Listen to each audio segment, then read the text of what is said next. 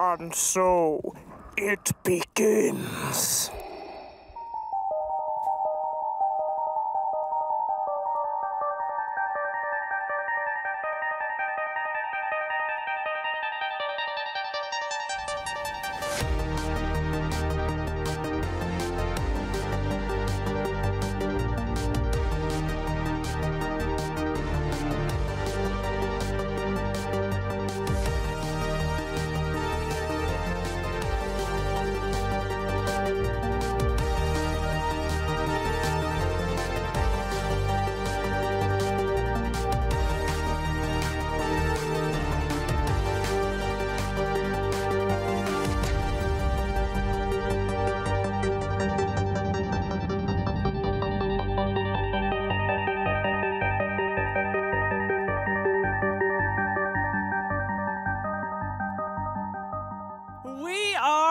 Back.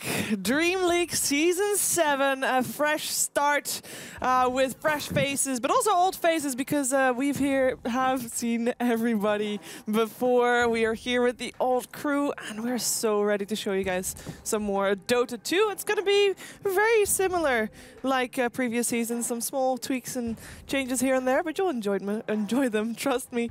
Let's introduce our panelists and casters, Odie Pixel. Oh, are you okay?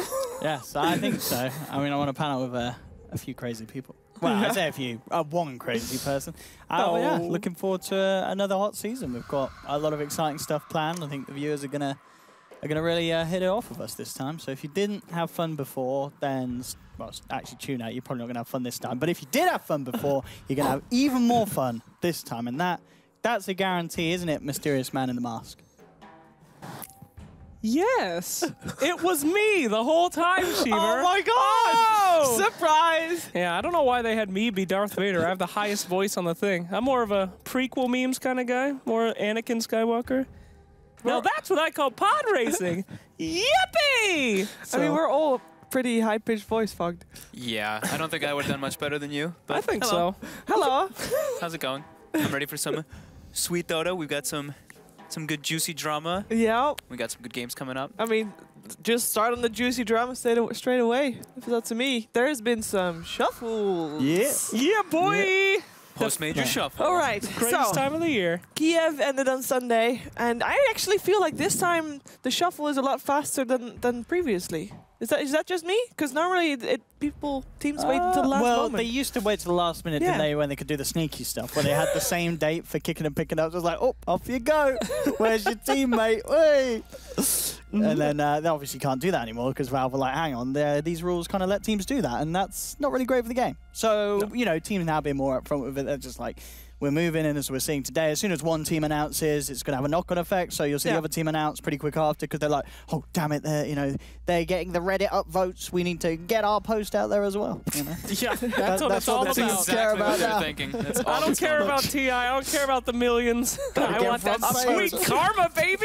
They've got time though. There's still a lot of time. Though. Yeah, I thought so too. It's gonna finish. Yeah. When is the shuffle finishing? I think it's. Was it like the 14th or the 18th? Yeah, next week, and next week, something like that. Yeah, something like that. Yeah, you know, if you're gonna break up with somebody, do it early in the relationship. All right, don't pull out. Don't wait till you're married. You have kids. Just let them go. And if you do it at the start, you know, if you're not happy, you've got time to shuffle the shuffle. No, you don't. Right, because you've got 10 days. Reshuffle the shuffle. But you don't have that. Shuffle, No, because you've got a drop period and a pickup period. No, but I mean, like, saying a week down the line, Secret could be like, well, actually, we don't really like Yapzor, and then they can kick him again. Yeah, exactly. But they can't. There's a drop period until the certain time you can drop but I'm saying players. before But the drop period. 10 days. They've still got days before the drop period. Okay, you can drop someone again. In fact, there was a theoretical plan that I had for DC before. All right. Drop somebody, then take someone else from a stronger team, commit them to your team, and then kick the new guy and re-bring in the old one just to sabotage a different team. There we go. Right. We'll see some teams pull this out. Absolutely. You can count on it, Sheaves. Yeah. It's going to happen. Someday, maybe. It might. So what do we think about the Yapzor Piladai swap? Because I think that's the biggest one right now, right?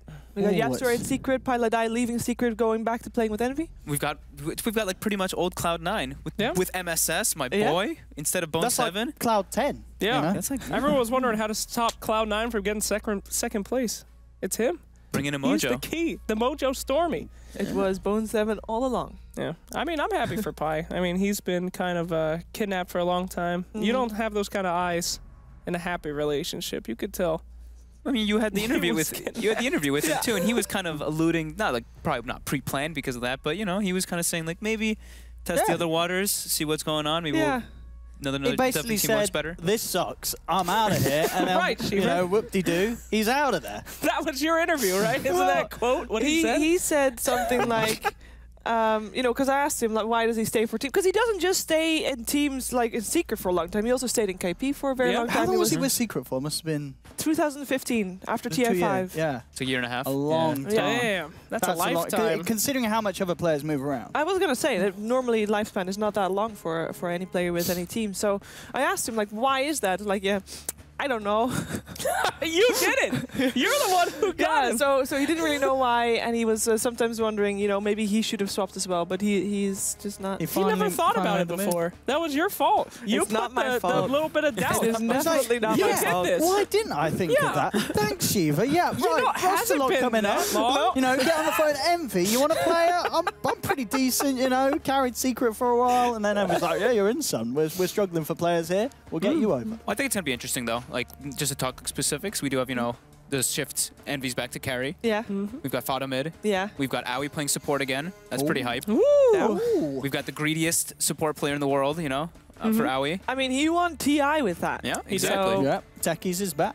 the credit is there. We need it back in CM mode, and then, you know, the road to TI is looking pretty good for Cloud9. He's not picking that hero. He doesn't like it now. He Well, that's what he said now. That's what he said before TI. He said you he know. didn't like it then either. It's one of games, and winning games is fun. Well, now he said it's just bad. Oh. Yeah. Well, It's just not as good. Unfortunate. Yeah, I agree. But he's a sicko. He likes to pick only heroes that make other people miserable. He's a great support. I do the same thing. So I'm hyped to see him back on support. I think that team could definitely get a few second places, Sheaves. Poor guys. I bet they hope though. What? Second place is pretty good. Second place is pretty good. TI is more than I'll ever make in my That's life. like, what, $20 million second place? Yeah, at this TI. Yeah. Something Coming like that. TI, who knows? After the next compendium. Sure. When that finally comes out. Come on, Valve. Yeah. I was expecting it, what, today? Today's Friday? No, tomorrow's Friday. I'll give them until Friday. For what? And then if I haven't had I want my compendium to come out. Well, don't you think the compendium is going to be at the same time as Trusay comes out? Oh, I bet that's in 2 weeks. That's in 2 weeks. 2 weeks. 2 weeks. 2 weeks I'm of not no gonna- rewards? That's my idea. No rewards in Dota for Why 2 would weeks? I even play if I can't bet on it? All right. So, I already said this is DreamLeague Season 7, but actually it's the 8th season. Oh. Yeah, Oh. this is true. Oh. This is true. Because DreamLeague, a very long time ago, 2013 actually, started off with a kickoff season, and then Season 1 came. So, you know, we kind of lied. Nice that it's the lore. 7th season. Thanks. Dank ancient lore. That's pretty good. Of DreamLeague, yes. Yeah. Sick. But, I mean, that's a very long time ago, and in case you haven't been able to watch all the seasons of DreamLeague, we forgive you, and we hereby also give you a little bit of a recap of our previous seasons of DreamLeague. An exact description was, we have a bulletin just received. According to a report not yet confirmed, a beast of seemingly gigantic proportions. Oh my God, Doc! Where have we ended up now? Great. What year are we in, Doc?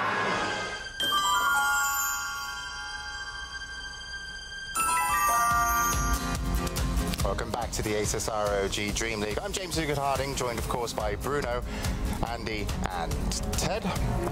And we're getting ready for some more Dota 2. Raise your dongers!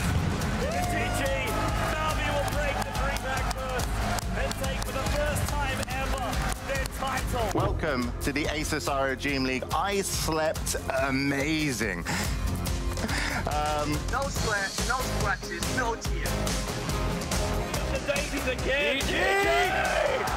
Cloud9 after a second failed buyback attempt. I'm Lewis, and you're watching the Asus ROG Dream League Season 2. Yeah, el Clip también de vuelta. Segundo Clip, según la misma teamfight. No lo puedo creer. Ilian se va a morir. ¡Gol!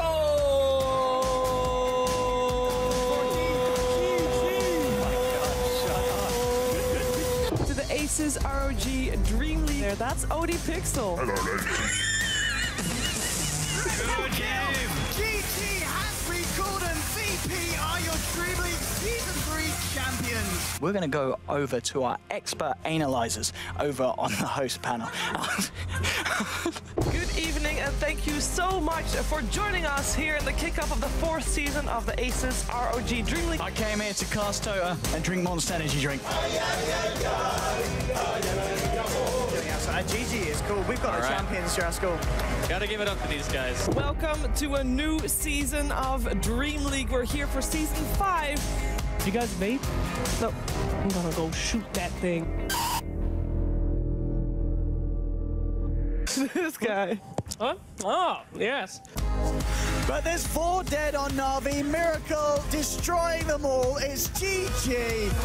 Welcome to the Aces ROG Dream League. Hot this guy. Help me. GG well played is called. Liquid take the grand final. Thank you so much for sticking with us. We survived, and we will be back again. We are definitely back again here for the 7th season and see if we can create some of those memorable moments ourselves with this season around. If you look back at that, that's crazy though, right? Yeah. It's a long time, That boys is and girls. a long time. Mhm. Gives you the feels a lot. It does. It's like a legacy. It's like watching a child grow, Owen. It's like watching you grow.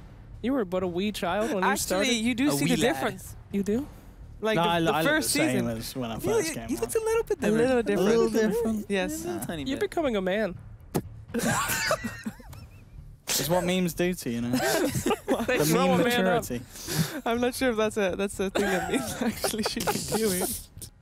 All right, so we're here for a season, but what do we need to actually watch some Dota? We need some teams, and we have got some teams. Now I'm going to show you the standings of the Dream League Season 7, but it's obviously nobody has played yet, so you don't see any scores, but this is a good way to show you guys what's happening here. So we have 8 teams: Virtus Pro, Alliance, Mouse Sports, Na'Vi, Liquid, Secret, Empire, and Vega Squadron. Now, of those 8 teams, we're only going to have 4 at our LAN finals in Atlanta. Ooh.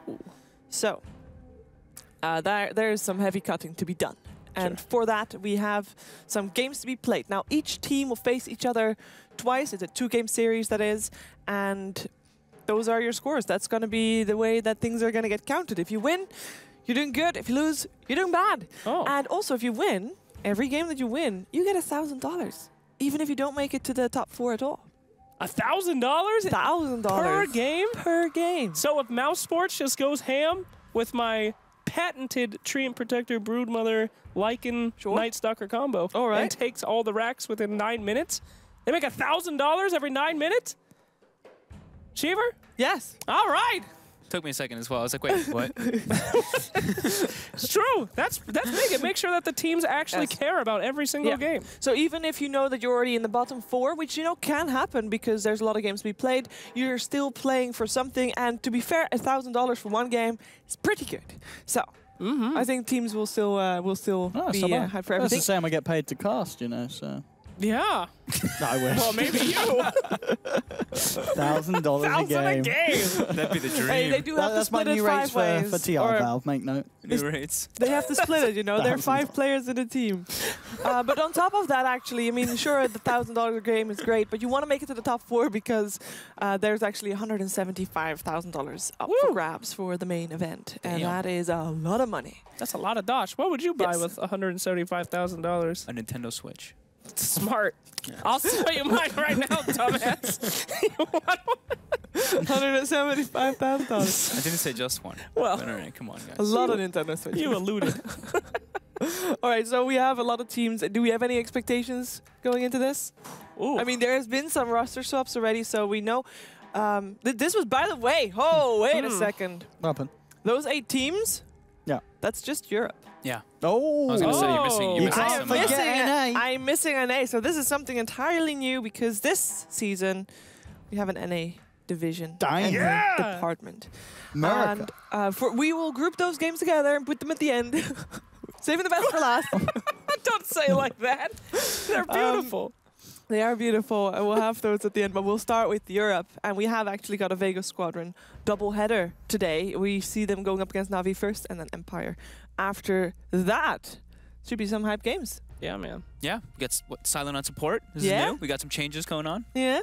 You got Soneko. Now they have played one game already with Na'Vi. That is Soneko and Na'Vi. So that should be hype. Now you two are gonna we're gonna hear from you a lot more later on. But for now, I want to just know how do you guys think that these series are gonna go, both of them? We haven't gotten a chance to see too much of either. It's a pure blind prediction. Pure blind prediction. I would say probably Na'Vi. Navi's gonna take both. All right. Or Navi's gonna win over Vega, and then I would probably say Empire would take it over Vega the next one. Empire looked pretty good with their showing at DAC. Yeah, I'd agree there. No, I think teams are kind of this sort of level in sort of CI's bracket, they're just so volatile. So I think the safest thing to say is 1-1-1-1. All right. I think it's going to be a straight draws between them. Because I think they're going to be close. I think they're going to be very exciting games. But I think we're going to see a lot of chaos. We're going to see a lot of back and forth, a lot of throwing, and I think 1-1. All right. Well, thank you, gentlemen. It's been fantastic having you here on these chairs, but for the rest of the evening, I want to see you at the casting desk and in a special place. So, so could you please make some space for our guest of the week?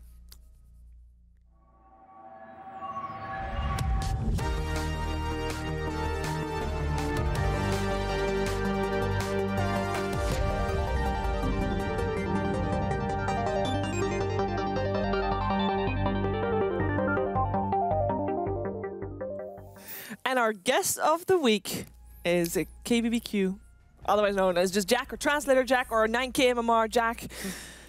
Which do you want to be known as? I'm just going to go with KBBQ. All the other titles come with so much pressure, you know. And usually when I'm with you guys, there's a Chinese title involved. So, yeah, that works too. All right. How are you enjoying Sweden so far? Pretty good. Among other things, you can drink from the sink. You can get a great burger from Max, and I mean, I'm talking about Dota on a red carpet here, so really no complaints. I mean, yeah, I never actually looked at it that way. Well, I know it's a red carpet, but feels fancy all of a sudden. Now I have a question, because you had a massive Reddit thread that was like over 9K, and I remember because I was sitting right next to you. Aggressive was having the longest answer I've ever heard him say to an interview question, and you just sat there, and you could just say everything that you said word for word. And I want to know what's going on in your mind when you're doing something like that. Well, I didn't go exactly word for word, but when they start with the answer, you're kind of like, all right, you're nodding, I got that. Once it gets on and really drags on, you're kind of like, is there an end to this? Does this keep going? And then you got to start reorganizing stuff. So hopefully I didn't miss too much. Actually, I did remember missing one thing, which that Aggressive said, that their lineup, wasn't able to get these early kills, and that'll come. The regret always comes later. Oh yeah. So yeah. But at the time, it looked like it was absolutely fluent and perfect, and I mean, it was still a long answer from you as well, as in it wasn't like Aggressive spoke for 5 minutes and you could recap that answer in 10 seconds, because that would have been bad. I'm glad he opened up about it though, because that's his issue with a lot of players, right? They might not want to say too much, but he was really like giddy about winning, and he wanted to go through the thought process thoroughly. It was kind of like, this is why we won, this is what worked. I'm glad it was like that, and I hope there's more of that down the road. I hope so too. But you're not just a translator, because obviously you're a panelist as well. What do you like to do most? So here's the thing about being a translator. So to some extent, you might think, well, you kind of just have to say what you heard, right? Yes. But it's different in that you have to say exactly what you heard, or at least try to. But when you're a panelist, you can kind of just flow freely and just go with what you want to say. And I enjoy that. I mean, who wouldn't want to do that? I mean, that's fair enough. Yeah. You see, Jack's secret for how he's 9K is he just makes things up. I speak fluent Chinese. I know very much. That's right. Slacks worked very hard on his Chinese that one day at DAC, and it paid off. So we were all impressed, and I'm sure that one phrase echoed through the halls at DAC the entire day, and the Chinese were probably curious what was going on as well. Well, you practice hard for that. Can you translate that for Jack? I mean, we have Jack here. Don't translate that. That's the way he said it. Jack? All right, there is a story at DAC that I guess we can share. All right. Originally, they had me come out on the stage with my outfit and say, I'm going to hammer you all to death. Because it was a threat. It's a common Chinese threat. Okay. Jack taught me how to say it the whole time, but I kept having trouble because it's all about inflections. Yeah. So, chui is good, but I said chui, which means blow. So I came out on the stage and screamed, I'm going to blow you to death. And it was not taken right. Perfect world. did not. Well, they were telling Slacks the correct way to say it, but whether Slacks had some other reason or thinking behind it, only Slacks knows. You just have to only we know. bare your soul here for the panel, Slacks. But yeah, and that's what he does. He just makes shit up. People think he's real good, but it's not true. I mean, it's fake until you make it. So that's far. right. No one's gonna fact check that. Who cares, right? Exactly. All right. So we have had a lot of games last season, and we have chosen the most memorable ones, most memorable moments of those games to show you guys before we head into some more Dota. So it's just to whet your appetite a little bit. So let's take a look at 3 of the top 6 plays.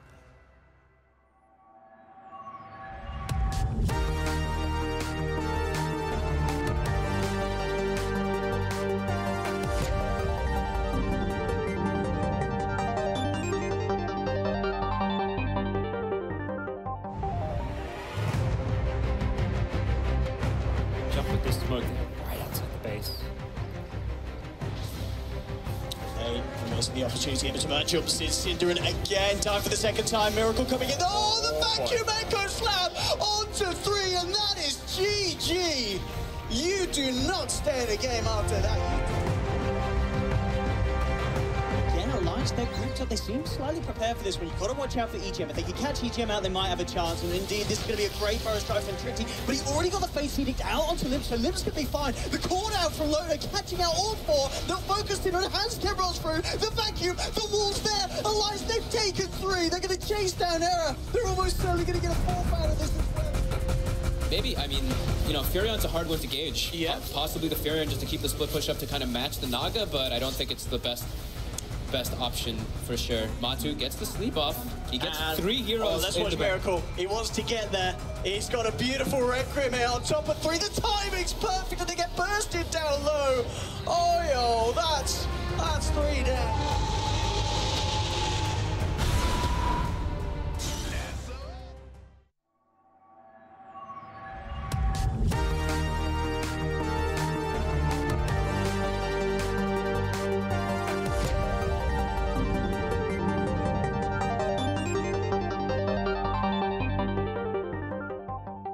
And number 3, 2, and 1 will come later tonight. But this is just, a little warming up. A little taste of what's to come. And there will be a lot of Dota today. Now, let's talk Dota because we have got basically fresh teams. We have got not as fresh of a meta, obviously, just after Kiev, but that is always interesting to see how the Dota change after a tournament like that, right? What are people going to play? Are people going to play the OGVP way? Are they going to just stick to their own styles? Because we're going to have Na'Vi first, and as you said, or rather, as Fogg said earlier, I believe someone said it at some point. It might have been during rehearsals, but doesn't matter. They're playing cheese strats. They play one game. They played a cheese strat, Jack. Well, when you see that Huskar, the alarm bells start to go off. Well, last year they did this quite a bit too. So there's a stretch when they're really good in the summer last year and got that invite to TI, and they were doing a lot of. There's like a thread of Oracle Huskar or Dazzle Huskar all the time, and as soon as you saw it, it was like it's coming. And so maybe it's something like maybe that's one of their win conditions. At the same time, instead of it being just a cheese strat, you're seeing a lot of teams like VGJ, for instance, put their eggs in kind of the basket of one big carry, and then you have 2 healers or a bunch of heroes that can protect that. For example, the Venge that you're seeing PyCat play, and they kind of just want that big boss, or to use a WoW term, maybe like a tank and spank or something. They just want to run up with that guy and let him take all the objectives. So that could be part of their bigger plan as well in some games. Yeah, what kind of style are you expecting to see here, Jake? I don't know. I mean, as you said, we have a lot to learn. Look at PyCat. He's their leader. This is somebody who was on DreamLeague last season. How the mighty have grown to become a member of one of the greatest lineage of Dota 2 gaming associations there are, Sheever. Wow. Sheever. I don't even know how that... I built it up. It was hype. It was hype. It was hype. I mean, it is very exciting to see PyCat play again because he basically had a pretty long hiatus where he didn't play, and we knew that he wanted to play, and obviously he was coach for DC at TI, so he still did really well there because DC did come up second. But player want to play. And I'm really happy to see him back with a team that he can work with. Now they're going up against Vega Squadron, and we really don't know a lot about Vega Squadron. No. So that's a little bit of a question mark there. Yeah, well, old ESL New York 2015 champions. Brood Mother Lovers? I do believe that was a little bit of a different... encountered you, Slacks. That was, yeah. Memorable moment. Shark Mascot. I mean, Vega Squadron has been a staple of the Dream League for a while. Yeah, They have played well. They have always fought hard. They haven't really gotten that victory yet. So, is this the iteration? Now, one thing that a lot of people don't realize is that when you're at a big event, like the Major, you put in everything you got, you know? You show all your strats. There's no hiding. And those that sit at home that aren't part of the Major, they get to study everything. Like Vega Squadron. Like Vega Squadron. I'm sure Na'Vi did it too. But, I mean, Vega Squadron had more time to study because they didn't have to go to the event because they're not located in Kiev. So there you go. Vega's going to win 2-0. Done. Well, speaking of what you said about players who've been around the block or been there for a long time, G's certainly one of those, one of the older names. Spending some time on LGD and way back in the day with Virtus Pro, I believe. And then what that was interesting is he's been playing some Mirana mid, it seems, in this patch, which, you know, seems like it hasn't been around for a long time in that role. So that's been interesting. Also, one hero that they seem to pick up just about every game has been the Legion Commander for Afterlife. He seems to be on that every time in this patch. So we'll see how they go with the draft in this Dream League. How do you feel about Legion right now, Jackie? You like Seems Legion? pretty strong. IG is one of IG's staple heroes on their way to the DAC Championship. I think a lot of teams really picked up on it and liked it during the Kiev Major as well. Just a strong hero, and used to be able to see it mid or whatever, but it's just incredibly hard to kill and is a reliable disable that people will also pair with other things. So it's been a pretty good pick. Mirana's actually not picked at all during Kiev. Good. Well, not so good for Vega Squadron if that's one of the heroes they're relying on for G. That's old news. Vega's definitely not going to pick Mirana. I mean, she's not big of the meta right now. Maybe that's something that's holding Vega back. If Mirana was bigger in the meta, they'd do better. Or will they? A sneaky pick. Picking something that they know they're good at. Maybe people have forgotten the counters to Mirana. The easy... Oh, I like your thinking, Shiver. I like your thought process. That's not what I... No. You're right. No. Mirana will get picked up. Smart thinking, Shiver. As always. All right, that's not entirely what I said, but we'll go with it. All right. It's fine. So later on, we got Empire versus Vega coming up. Empire is a little bit more known of, I guess, but Empire did really well at DAC. I was kind of surprised about that, and I'm really expecting them to do well this Dream League as well. Are you expecting the same, Jack? Well, they came into DAC almost under similar circumstances with the first two teams we're going to look at today, where like nobody really knew what to expect from them. And no one honestly expected much, and they really surprised people. I think they came in second place in their group, and there were some curious things I remember most distinctly about them. One was that they always seemed to pick PA. Fog definitely has something to say about that. They seem to pick PA all the time, no matter what lane or what role. And then, so here's the thing. Let's dig into the Chinese meme well here. So for CIS teams, for the Chinese, they're considered like, as part of the CIS, the Russians, like a fighting tribe, kind of. Or they'll say like Daja means or something like that. And so it's a fighting tribe. They never back down from fights. They'll always take them. I remember a game against Faceless from DAC very distinctly where Black was on the Terrorblade and Empire would just go after him every time. Even if it was clear that his other allies were missing off the map and he was standing by the tower, they'd still take that fight. And time again, they got baited by that. And I think ultimately people started to figure Empire out during that tournament. They lost to, I believe, both IG squads on their way out of DAC. And so I don't know if they've made any adjustments since then or if they still like the PA, but we'll see. I mean, I think the key player for Empire is Chappie, who does play the PA. I think they matched it up with Magnus a lot as well. So, you know, they try to...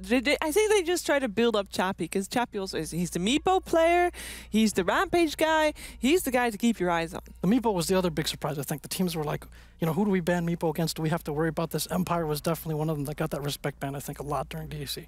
You think we'll see any Meepo here today? People didn't really play him at all during the Major. They didn't really like him that much. I think we saw him only banned a couple of times, but only against those teams that... you know, have a threat of Meepo. Right. Like it was banned out against Abed a few times. Oh, of course. Yeah. You don't ban Meepo against Abed. You're just looking to lose. No, offense, exactly. Swindles. That wasn't a call-out. It sounded like a call-out. It sounded like a call-out. It wasn't a call-out. But you have to ban Meepo against some people. You can't say no offense. There are other teams when you're offending. You can. That is the no offense. That means that there's no offense given. That's not how that works. He wasn't the only captain to let Meepo through. Why'd you have to call him out? I'm just saying, it was the most known example. There's no reason to... No offense, but I feel like you're jumping me right now, guys. Take it easy. Anyway. I think we might see some Meepo here is what I'm trying to say. I think that it's the same story as Abed. If you don't ban out Meepo, maybe not first phase, sure, but you gotta keep it in the back of your mind. And I think that's one of the strengths that Empire has. You do have to always consider that there might be a Meepo game, and I don't think the Vega Squadron or Na'Vi, they don't have that threat. Whoa, dude, they got a bigger threat, a badder threat. They got the Brood threat, baby. No, I mean she's cool. She fights a lot of micro and. Jack, what's your opinion about Broodmother?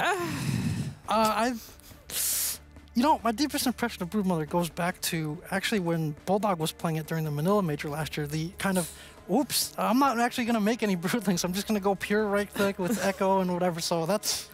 But we've also seen some other teams run it. I think Random back when they were winning Faith Beyond run that once during Genting, and it's kind of like a surprise pick still that can just win you a game or just make that half of the map disappear. So I'm not sure if teams still feel that way at this point. Well, there's